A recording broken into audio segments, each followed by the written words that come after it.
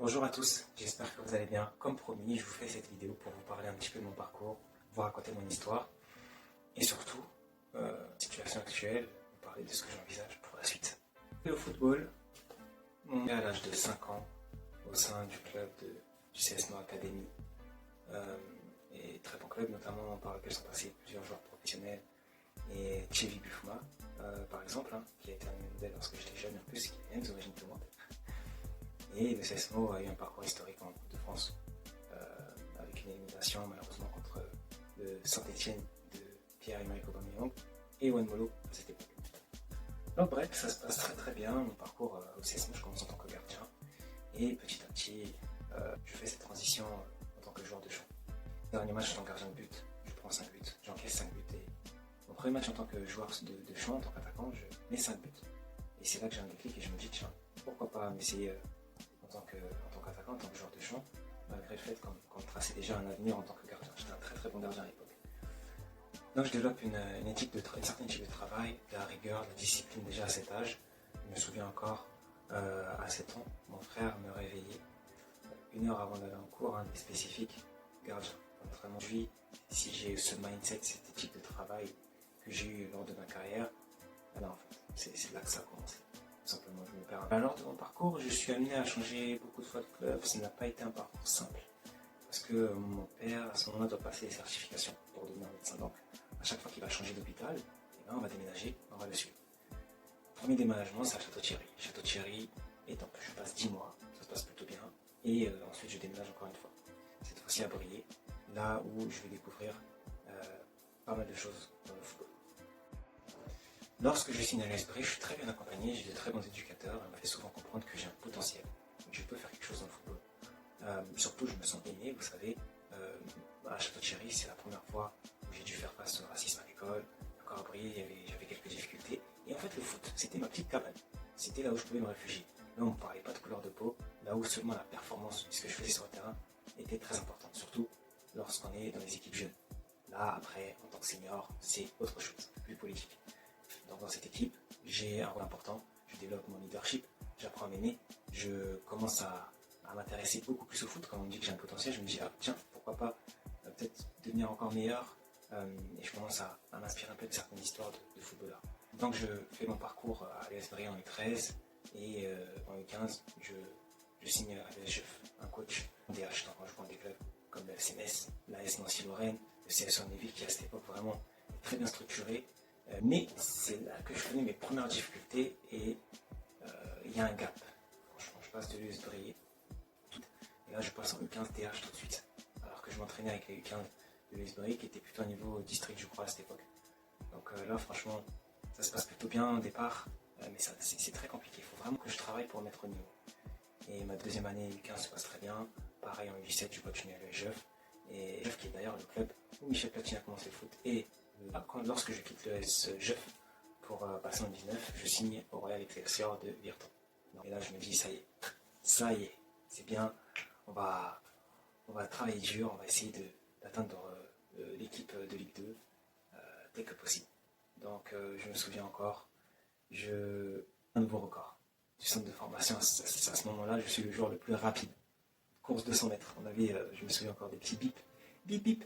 Et là, j'accélère et on m'appelait bip bip, je crois d'ailleurs. Ouais, moi, j'ai rencontré des super gars, mais le club n'a pas gardé suite à une blessure d'ailleurs qui m'a suivi pendant très longtemps. Ainsi, je suis en essai avec le club de l'US Sarrion. Je passe des essais à l'US Sarrion. À ce moment-là, j'ai 17 ans et je suis surclassé à groupe national 3. Je rencontre pas mal de joueurs vraiment qui m'aident beaucoup. Donc je fais la pré-saison avec le groupe de national 3. Ça passe plutôt bien. Mais je dois partir avec un passe mon cœur de l'US Sarrion à la fin de la pré-saison. L'étude, c'est très important pour mon père. Enfin, Gilles, voilà. Si tu veux vraiment faire ce que tu veux au football et tout, il te faut au moins le bac. Tu passes le bac et tu fais ce que tu veux. Okay. Lorsque je reviens dans la région, là, je signe à Haguenau. Alors là, vous voyez cette histoire de passer de semi-professionnel et de la district à semi-professionnel en l'espace de 10 mois, et ben c'est là que ça commence. Donc je signe à Haguenau, on est en juillet, enfin fin juillet en tout cas, je viens plus tôt que prévu, je vais m'entraîner avec l'équipe 1. Et là, c'est pas comme à l'époque lorsque j'étais avec la National 3 de Sarrion, on a plus de pression, de stress, mais surtout, le groupe il est beaucoup plus fort. En fait, cette année-là, il termine champion de National 3 à Haguenau, et il passe en National 2, mais c'est fort, il y a un gap pour moi. Et c'est trop difficile. On voit une équipe réserve. Et équipe réserve, je fais de très bons matchs, je me débrouille très bien, mais ça passe pas avec certains cadres de l'équipe. Et on voit en équipe C. Et c'est là maintenant, c'est là que je me retrouve au district. Et je me retrouve pas seulement au district. C'est que moi qui étais surclassé en National 3, qui était un peu dans la République à Lorrain, parce que je suis parti à Sarrion, surclassé, etc. Je me retrouve en 4e division de district. Enfin, c'est même. Donc là, je perds totalement confiance en moi. Et mon frère qui a toujours été impliqué, comme je dis, qui a toujours été important, il me suit depuis que je suis petit. Il me fait compte, vous savez, cette fameuse histoire qu'on connaît tous avec la bouteille d'eau, dont la valeur change en fonction de l'endroit où on l'achète. Et c'est là que je comprends une chose. Peut-être que je ne suis pas au bon endroit. Et moi, j'avais plus confiance en moi. Je me suis dit, bon, je suis au district dans un club comme Agono. Si aujourd'hui je n'arrive pas à m'imposer, c'est que je ne suis pas fait pour le football. Mon frère, il me dit, voilà, à ce moment-là, j'ai ce déclic et je me dis, allez, on va peut-être essayer en R1, on sait jamais. Et je ne sais pas pourquoi, c'est le destin qui a décidé, c'est Dieu qui décide. Je décide d'entrer en contact avec le FC Sarrebourg à cette époque. Ça se passe bien, premier contact. Et à ce moment-là, le coach Olive me fait confiance. Ça se passe très bien. Je suis dans le DNA en plus lorsque je signe. Alors là, le DNA, c'est quand même un bon journal en Alsace. Et voilà, j'enchaîne de très bonnes performances. Quelques matchs un peu où j'étais moins bon, mais très bonnes performances. Ensuite, je signe, un peu vers la fin de saison, je signe aux États-Unis. Et vous voyez, en espace de 10 mois, donc je passais la district à Haguenau, à R1, à Sarrebourg, et ensuite à semi-professionnel. Même je dirais professionnel parce que je faisais vraiment que ça. Il m'est venu d'où ce projet? Je vous explique. Lorsque je passais mon bac, cette fameuse année, mon père me dit, c'est le bac ou rien, et ensuite tu peux faire ce que tu veux. On est à quelques semaines des examens. Et là, je me dis, ok, dès que j'ai bac, je peux faire ce que je veux, mais où est-ce que je veux aller? Qu'est-ce que je veux vraiment faire? J'ai vraiment envie de faire c'est mon métier. J'ai grandi un peu dans la vibe, vous savez, des US américaines. Vers 7 ans, 8 ans, je regardais des vidéos YouTube avec Chris Brown, T-Pain, tous ces artistes américains, et ce truc-là. Ma soeur, à 5 ans, elle a commencé déjà à m'enseigner l'anglais. C'est pour ça que vous voyez aujourd'hui, j'ai très facilement appris la langue anglaise. Et donc, le premier pays qui me vient en tête, je me dis en France, ça va prendre beaucoup plus de temps ce projet.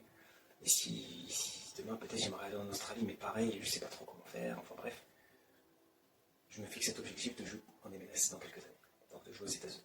J'en parle à mon frère m'envoie faire des détections, il m'accompagne. Je tombe dans une très bonne sélection, on est à peu près 200 joueurs. Sur ces 200 joueurs, 4 seulement seront retenus et signeront aux États-Unis. Et je faisais partie de ces 4 joueurs. Incroyable, parce que j'ai passé 3 tours. Le premier tour, je ne vous raconte même pas, j'oublie mes crampons à la maison.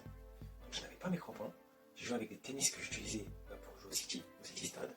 Et j'ai joué en plus de ça un poste que je n'ai jamais connu auparavant en tant que milieu défensif.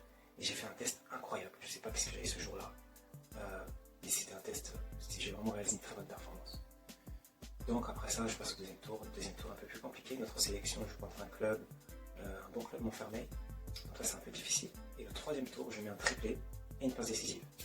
J'ai mon billet pour aller aux États-Unis. J'ai mon contrat. Et ça y est, j'y vais. Donc voiture de fonction. Je sais que c'est un peu tabou, mais j'en parle. Voiture de fonction. Paye par semaine. Puis ensuite, j'avais aussi. J'étais nourri, logé, payé.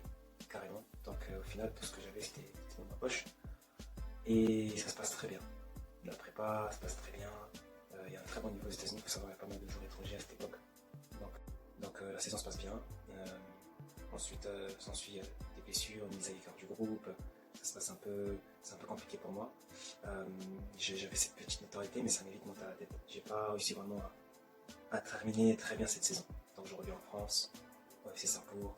Et ensuite, je rebondis encore une fois aux États-Unis après le Covid, en Floride cette fois-ci. Il fallait que je passe par des pays, comme on était encore en période Covid, il fallait que je passe par des pays qui me permettent de voyager aux États-Unis par la suite. Donc il fallait que je fasse ma quinzaine, vous savez, dans des pays qui avaient un accord avec les États-Unis. Je choisis Dubaï. Et c'est à Dubaï que je vais décider d'aller dans cette équipe de Floride. Après avoir discuté avec des personnes que j'ai rencontrées, parce qu'à Dubaï, la première fois que j'y vais, et j'ai un peu, vous savez, ce culot d'aller à la rencontre des gens. Je rencontre des millionnaires, des milliardaires, je rencontre vraiment des hommes d'affaires à Dubaï et c'était assez impressionnant, vraiment. C'était vraiment impressionnant et j'ai beaucoup discuté avec eux, ça m'a vraiment ouvert l'esprit. Et je parlais avec quelqu'un qui venait des États-Unis et il m'a conseillé sur ce que je devais faire pendant ma saison en Floride et qui pourrait vraiment m'aider. Et donc ça se passe très bien, je passe sur ABC, c'est le meilleur choix que j'ai pu faire, vraiment de superbe saison. Et je reviens encore à Sarrebourg. Et en fait, je vous explique, aux États-Unis, ce qui est compliqué, c'est que pour cette Summer League là, d'avril jusqu'à août, j'ai souvent des contrats court, donc de 1 an, d'une saison. Et à la fin des saisons, à chaque fois que les 2 saisons, même celle où je termine mal la première saison dans le Tennessee, j'ai des offres d'université, j'ai des offres aussi de clubs qui passent semi-professionnels. Et ce qui va toujours me bloquer, c'est les soucis administratifs. Vous savez que c'est compliqué d'avoir un visa aux États-Unis. Et le seul moyen de le faire, c'est de faire des études. Enfin, de l'avoir, c'est de faire des études. Et pour l'université, les agences demandent beaucoup d'argent, c'est trop cher. En plus de ça, il y a tellement de démarches à faire que j'ai pas les contacts qu'il faut, je suis perdu et j'arrive jamais à concrétiser. Donc je perds un peu espoir lorsque je reviens en France. Et c'est là que mon déclin a un petit peu commencé. Même si, lorsque je reviens en France après cette saison en Floride, je fais vraiment une première partie de saison incroyable. Avec Sarrebourg, Coupe de France, on enchaîne les tours, on n'élimine que des clubs de N3. On est premier du classement en Régional 1 à un certain moment. Le coach qui est là, c'est un nouveau coach. Au début de saison, il me fait comprendre que je suis un joueur clé, il a un projet aussi pour moi. Et en fait, je sais pas ce qui se passe. Les anciens du club qui sont pas contents, qui ne jouent pas. Et le coach est viré. À partir de ce moment-là, je sens que je vais bientôt devoir partir du club. Donc je pars. Le club connaît des difficultés ensuite. Je ne suis pas là. Bien sûr, je signe à Redin. Je fais 2 saisons sur Redin, mitigé par rapport à ce que je suis capable de faire. Je pense que je pouvais beaucoup mieux faire. J'ai pas mal de soucis dans la vie qui s'enchaînent et qui impactent énormément ma carrière. Je prends du poids et là la descente commence. Donc les problèmes, la perte de rythme, la perte de discipline, d'éthique du travail. Et je reçois encore cet appel donc, de Sarrebourg qui a joué le match en R2, qui était descendu, etc. Et je me dis c'est un challenge. On va essayer de relancer le club. Encore une fois, on joue le maintien, c'est un peu compliqué. En milieu de saison, j'ai une blessure. À la fin de saison, je la finis en tremble, franchement. Je suis vraiment fit et je me dis tiens, cette ascension, on va la poursuivre après, quand on a atteint nos objectifs de maintenir le club, d'essayer de repartir dans un club de Régional 1, essayer de petit à petit monter petit à petit en fait et jouer au plus haut niveau possible. Et malheureusement, donc je finis à Boire Moderne, je fais un entraînement et je me blesse, donc je me fais opérer du tendon de machine. Et là, c'est un véritable coup de massue. Je crée une société où je passe des heures, les chiffres d'affaires n'est pas bon, ça ne prend pas vraiment. Je suis heurté, je me heurte à certaines réglementations, il faut passer des certifications. J'ai donc cette blessure aussi pareil, donc saison terminée, j'ai un peu fait le fainéant, je vous avoue, j'aurais dû reprendre cette deuxième partie de saison. Mais ça, je continue pas, je vais devenir père, donc il y a tellement de choses dans ma tête, et certaines choses de la vie personnelle qui arrivent, et là en fait je touche le fond. Et c'est là où tout commence un petit peu, je consulte des professionnels de la santé, un psychologue, etc. Et je me regarde dans le miroir un jour et je me dis mais où est-ce qu'il est passé le Lévi qui s'entraînait à 4h du matin, qui inspirait, qui était aussi inspiré et qui rencontrait des hommes d'affaires qui élargissent son réseau, qui en fait tous les jours travaillaient, ce travailleur acharné. Donc à ce moment-là j'ai ce déclic. Je pense que le fait aussi que je suis devenu père d'une fille, je me dis qu'est-ce que je peux donner en héritage. Et là je me dis non, tu peux pas te laisser abattre, il faut que tu trouves un moyen. Alors oui, le développement personnel m'a énormément aidé. Et il y a cette méthode donc, de 30 jours dont j'avais entendu parler par Jim Rohn, mais aussi un livre que j'avais lu, Miracle Morning, et je me dis allez, on va y aller. Et c'est pour ça que je fais ce challenge et que j'ai fait cette vidéo pour parler un petit peu de ma situation. Donc, sachez que je suis vraiment déterminé à venir. Je veux revenir encore plus fort qu'avant, pas à mon prime. Et je vais travailler très dur, documenter mon retour sur les terrains. Et si vous voulez faire partie de cette aventure, vous pouvez me rejoindre en vous abonnant à mes différentes pages et à cette chaîne. En tout cas, j'espère que cette vidéo vous a plu, que vous pouvez maintenant savoir vraiment où est-ce que j'en suis, quelle est ma situation, et un peu mon parcours, connaître un peu mon parcours. Et je vous ferai d'autres vidéos, cette fois-ci avec des résumés de matchs, et vraiment ce que j'ai pu faire pour atteindre ce niveau-là. Voilà, très heureux d'avoir partagé ça avec vous. Retrouvez-moi sur cette chaîne en vous abonnant. N'oubliez pas de vous abonner et de donner de la force. On y va, let's go.